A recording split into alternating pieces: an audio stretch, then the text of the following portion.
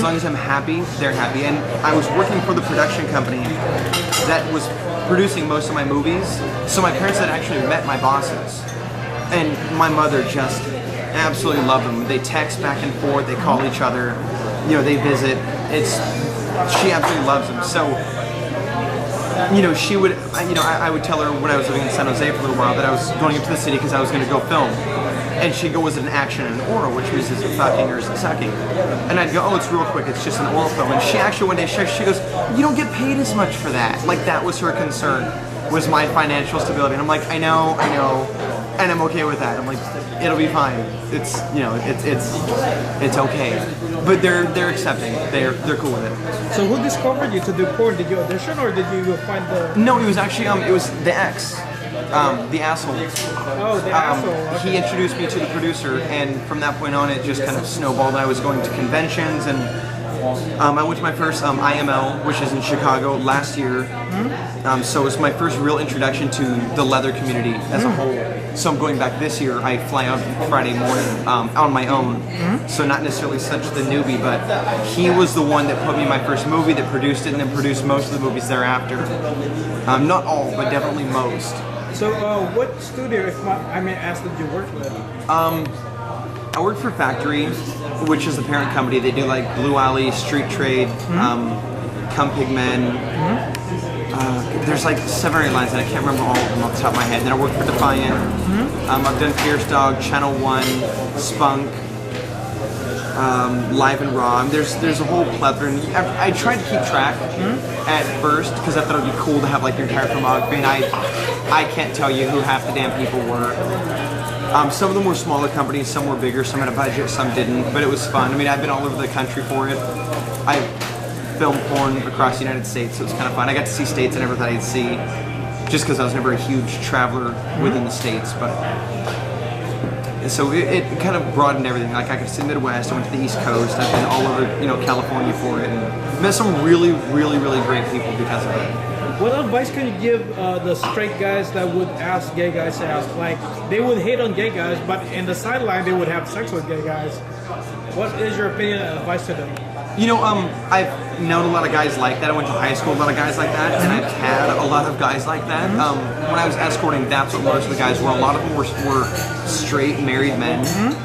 Who wouldn't even take off their wedding ring when I was fucking them. So it was really, really funny. Whoa. But I mean, it's common. You know, it's not everybody's okay coming out. Not everybody's okay being what they want. And yes, we would have a stronger following, and we wouldn't be fighting so hard for Prop 8 if more people were honest about who they are and what they are.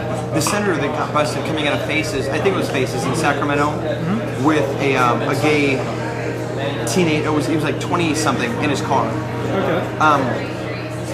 He was pulled over for driving under the influence, coming out of a gay club, and he was one of the leading advocates against gay rights. And instead of denying it, instead of, you know, saying no, this was a mistake, you know, it's just being made up to be something bigger, and excusing it, he actually completely came out as a gay man. And you have to admire that, but at the same time, had he admitted who and what he was years ago, none of the bills he supported would have had half the weight behind them. He was one of the biggest proponents against gay rights, and we've had to deal with his shit for God knows how long. But if he and hundreds of thousands of others would just come out, it wouldn't be so taboo. Okay. So what's the deal in Castro? Because I noticed, like, I haven't hang around this area that much, but what I noticed, like, when me and my buddies would walk around Castro, we would notice a lot of guys would give you that look and stare at you for a long period of time. Now, some of my gay buddies would say they're trying to get your attention. Right, they're cruising you. Is it much more easier for you to come up to the guy and talk to the guy if you're really interested, rather than just staring at him? The stare is like a hello. You know, when you're in a club and there's 100, 200, 1,000 people standing in your way, it's not the easiest thing to weed through the crowd to get to somebody. So if you're smiling, you're staring, you're batting your eyes. My game when I'm in a club is I play very coy. I smile, I pretend like I'm shy, and I'm not in the least. But you smile at somebody and you lock eye contact, and they come to you and they want to know you and they want to talk to you, and then they want to buy you a drink, and you end up meeting really cool people or amazing sex. I live in the Castro, so you can take somebody home anytime you wanted to.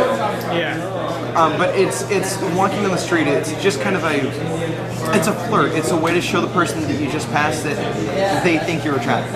Oh, okay. And I think it's really, really fun. I actually didn't learn how to do that until years ago. I mean, it should have been something natural that you stare at something you like, but being a little more shy, it was. I'd get embarrassed if somebody would stare at me, so I would always kind of like turn my eyes away. And if somebody stares at me now, if I like somebody, I will make eye contact. And it was actually surprising to me that enough people held my gaze back. Like they wouldn't just kind of turn away, because if you stare at somebody and they look away from you, they don't keep the contact, it means they're not interested. Oh, okay. But if they hold it, it means that they think you're just as cute as they do, if not more. Oh. And it was surprising that when I would hold someone's gaze, they hold it back. Oh. And it was probably like a self-esteem thing. I didn't really ever consider it, but it works really well. Nice. And it's fun. So are there a lot of gay porn actors in Castro? There are a lot of people in the Castro who've done a movie. They do like a blow and go where you come and you let somebody suck you and then you leave. Or, they've done like a movie. Okay. But I can still walk into Superstar Video and find God knows how many of my videos sitting there. Nice. And, and the time frame behind when you shoot something and when it gets released can be substantial depending on what they use it for. So I'm still seeing stuff come out that I filmed a year ago or 2 years ago. Nice. As in like a new release. Have you heard of the name Bret Michaels? Yeah. He was stating in his profile that he regretted doing gay porn. Why do gay porn actors sometimes regret those kind of things? I think that's a real cop-out. I think it's a pussy move. If you're going to do something, man up to it. If you're going to be a certain way, then be that way. But don't do it and then say, oh, I regret it. If you really regretted it, it wouldn't have been such a long standing. As far as I recall, he had quite a stint of movies. Oh, okay. It wasn't like he filmed once and was just like, oh, I can't believe I did that. It kept going. Brent Corrigan, who's one of the biggest names in porn now, he's gorgeous, he's adorable. He did a lot of bareback porn when he was younger. And he's a huge advocate now against it, which is crap, because when he was doing it, one of his first movies, he actually used a fake ID to do. And completely lied about his age. It was a bareback movie.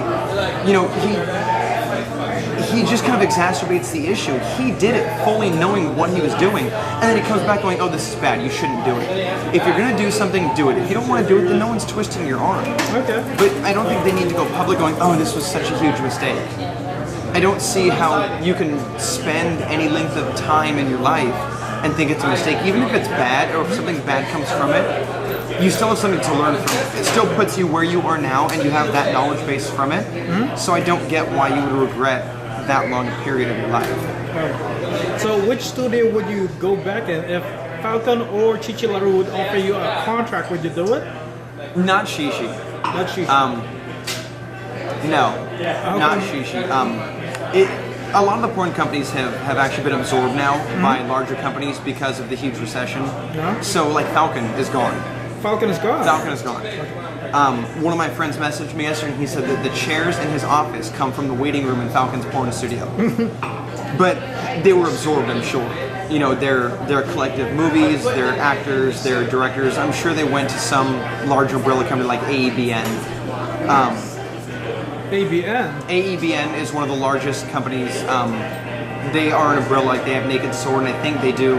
ABN is Asian Boy Nation? No, AEBN. Oh, okay. I'm familiar with Asian Boy Nation. I'm a rice queen. I'm a rice queen, so I know ABN. But yeah, a porn company doesn't ever go away, it just gets changed. So I would go back, if I was going back into filming, I would definitely go back to the company that I was with, which was Factory. They're a smaller company, but the people are just amazing, and the company is phenomenal, and they took amazing care of me, which is, I've been on set with directors and videographers who just scream at the models, and you can't do that. It's a drugged up fantasy world, but they're still people. And I was on set once filming, like being, as a filmographer, holding a camera, watching the director yell at two guys because they wouldn't fuck each other. He did the casting, and they're both bottoms, and he's mad because neither of them want to fuck the other one. And so we stopped rolling, and I just basically kind of, what did you think was going to happen?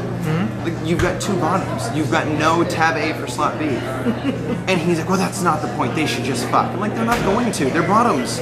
Bottoms don't do that. And he couldn't understand. He picked them because of the way they looked. They were both adorable. But he didn't look at the bigger picture. It was just obnoxious, and I called him on it because if you're going to be stupid enough to pick the wrong people, then be man enough to accept it. So the shoot was cut. We had to reschedule it, get different models. But it was his fault.